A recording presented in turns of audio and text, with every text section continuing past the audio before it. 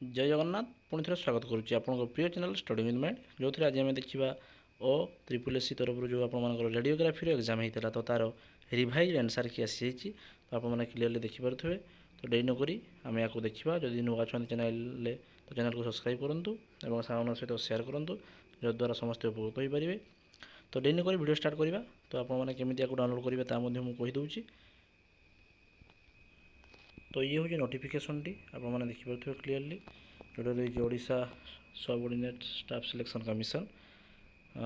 तो revise subject रही है देखिपे revision of answer key for the written test for the post of radiography जोटा कि आपर आंसर की सहित 10 तारीख रिलीज हो जाइए। तो आपने केमी करेंगे ना candidate will be available to visit their link by the click the menu revise answer key for the radiography 2023 in the candidate home page by login their website or SSC by using their user ID and password। तो आपण मैंने आपंकर simply जमीती कि ओ SSC website को जी मारे search करेंगे कौन C Google Chrome रे जे www.